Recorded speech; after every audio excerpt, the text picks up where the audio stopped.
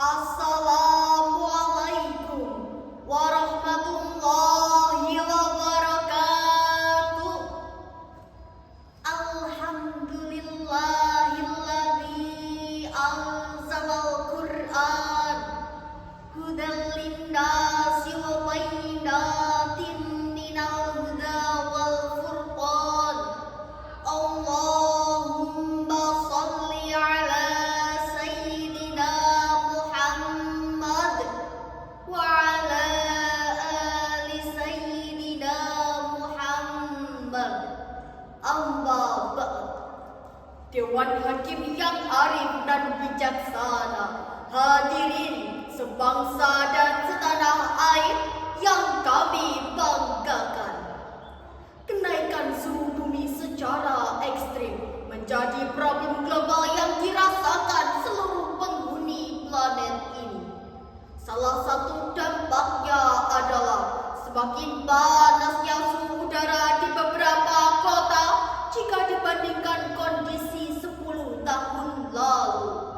Untuk itulah hadirin, perkenankan kami menyampaikan carahan Al-Quran yang bertajuk Merawat Bumi dengan Iman, Ekoteologi dalam Cahaya Qur'ani. Hadirin, besar harapan kami syarahan ini mampu menggugah kepedulian kita selaku Khalifatullah fil ard terhadap lingkungan alam. Jika lingkungan alam terjaga, hidup kita terjaga. Jika lingkungan alam bersih, hidup kita juga bersih. Lalu, bagaimana hadirin jika lingkungan alam mengalami kerusakan parah? Hadirin yang bisa menjawabnya, padahal sungguh hal inilah yang saat ini terjadi. Allah menjelaskan dalam Al-Quran surah Ar-Rum ayat 41 yang berbunyi,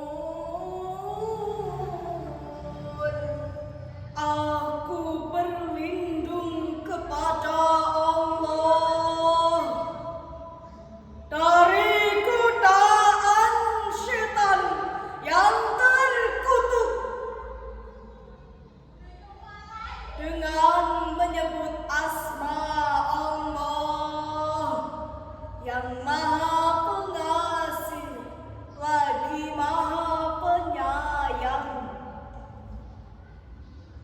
Telah nampak kerusakan di darat dan di laut disebabkan karena perbuatan tangan manusia. Supaya Allah merasakan kepada mereka sebagian dari akibat perbuatan mereka, agar mereka kembali ke jalan yang benar. Hadirin, dalam kitab tafsir pada umumnya, bentuk fasad yang dilakukan manusia biasanya terfokus pada perilaku maksiat. Qatadah dan As-Suddi berkata bahwa al-fasad adalah adalah kerusakan paling besar. Ada pula yang berpendapat bahwa al-fasad adalah kekeringan, sedikitnya hasil tanaman, serta hilangnya berkah. Demikian kata Al-Qurtubi dalam tafsirnya. Tetapi sebagai bagian dari upaya reaktualisasi tafsir, perlu kiranya kita memperluas cakupan al-fasad pada tindakan-tindakan perusakan alam dalam arti yang sesungguhnya. Bumi ini diciptakan Allah sedemikian rupa sehingga layak bagi kehidupan. Sarana pokok kehidupan seperti oksigen, air, dan zat-zat makanan telah disediakan. Demikian pula sarana penunjang seperti beragam mineral, bahan tambang, kekayaan laut, dan hasil hutan. Wajar sebenarnya jika manusia memanfaatkan itu semua bagi kesejahteraan hidupnya. Namun sayang, seribu sayang hadirin, ketika keserakahan manusia tak lagi mengenal batas, ketika hawa nafsu mendominasi akal sehat, dan ketika gaya hidup hedonis menjadi kiblat baru, maka terjadilah sesuatu yang sungguh memprihatinkan. Alam dieksploitasi besar-besaran tanpa aturan.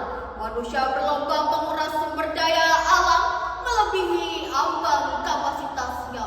Hutan dibabat tanpa ampun, tambang digali hingga ke jantung bumi, laut dan sungai diracuni limbah, dan udara disesaki polusi. Bagaimana akibatnya hadirin? Keseimbangan alam terganggu, Iklim tak menentu dan bencana datang silih berganti. Badan Nasional Penanggulangan Bencana atau BNPB mencatat sebanyak 2.606 bencana alam terjadi di Indonesia sepanjang tahun 2025, terhitung sejak 1 Januari hingga 19 Oktober. Kejadian bencana alam tersebut beragam, mulai dari banjir, gempa bumi, cuaca ekstrim, kekeringan, hingga kebakaran hutan dan lahan.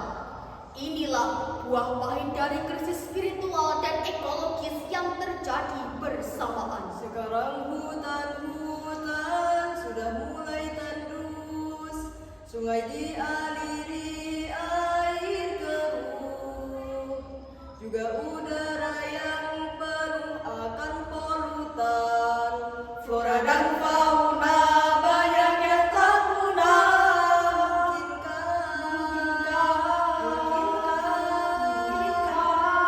Mungkinkah bumi kembali hijau, alam jadi lestari, wariskan bumi layak huni. Hadirin yang dirahmati Allah, langkah solutif apa yang dapat kita lakukan demi mengatasi problem global ini? Hadirin, menurut Menteri Agama Kiai Haji Nasaruddin Umar, ibadah tidak hanya berbentuk ritual formal, tetapi juga harus tercermin dalam tindakan nyata yang membawa maslahat, termasuk dalam menjaga pelestarian alam. Maka menjaga lingkungan hidup dipandang sebagai wujud nyata pengabdian kepada Tuhan.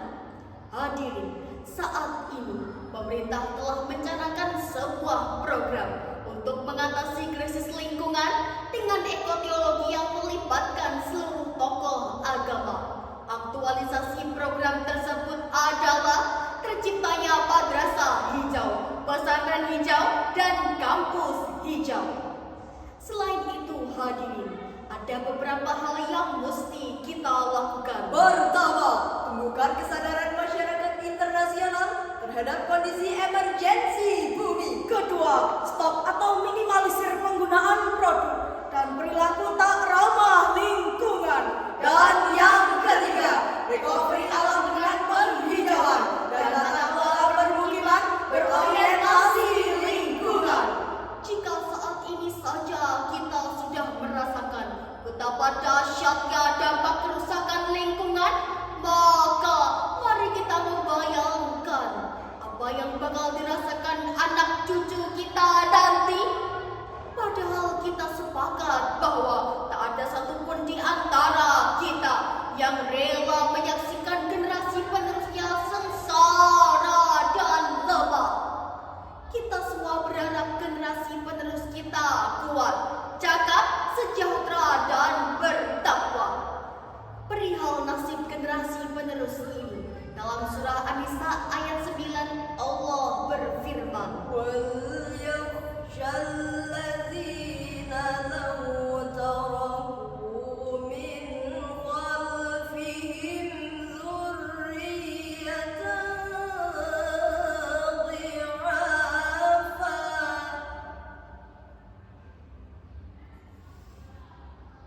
الَّذِينَ لَوْ تَرَكُوا مِنْ خَلْفِهِمْ ذُرِّيَّةً ضِعَافًا خَافُوا عَلَيْهِمْ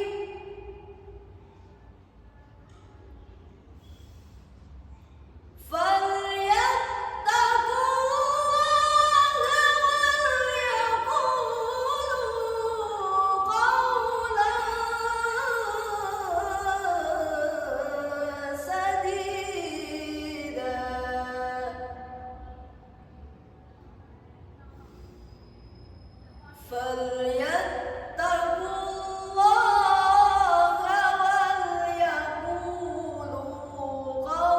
قَوْلًا سَدِيدًا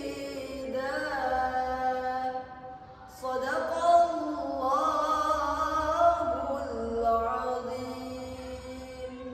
Dan hendaklah takut kepada Allah orang-orang yang seandainya meninggalkan di belakang mereka anak-anak yang lemah, yang mereka khawatir terhadap kesejahteraan mereka. Oleh sebab itu, hendaklah mereka bertakwa kepada Allah, dan hendaklah mereka mengucapkan perkataan yang benar. Maha benar Allah yang maha agung dengan segala firman-Nya. hadirin, di antara upaya yang dapat kita lakukan demi mengusahakan kesejahteraan hidup generasi penerus kita adalah dengan mewariskan bumi layak huni bagi anak cucu kita. Sebagai motivasi gerakan menanam pohon demi masa depan kita dan anak cucu kita, mari kita resapkan dalam hati kita sebuah pesan dari Rasulullah yang diriwayatkan oleh Al-Bukhari. Dalam kitab sahihnya dari Anas radhiyallahu anhu, Rasulullah bersabda, Ma min muslimin yaghrisu gharsan aw yazra'u zar'an fa ya'kula minhu tayrun aw insanun illa kana lahu shadaqah. Rawahul Bukhari wa Muslim wa Tirmidzi. Tiada seorang muslim yang menanam pohon atau menebar bibit tanaman lalu hasilnya dimakan oleh burung atau manusia, melainkan ia akan bernilai sedekah bagi penanamnya. Hadis riwayat Bukhari, Muslim, dan At-Tirmidzi. hadirin, dari syarahan tersebut dapat kita simpulkan, pertama, kerusakan alam telah mencapai titik kritis dan kita semua merasakan dampaknya. Kedua, solusi yang bisa kita lakukan adalah mengaplikasikan program ekoteologi ke dalam bentuk tindakan. Dan yang ketiga, mari kita wariskan bumi layak huni bagi anak cucu kita. Hadirin, demikian curahan Al-Quran ini kami sampaikan. Semoga ada guna dan manfaat bagi kita semua. Wassalamualaikum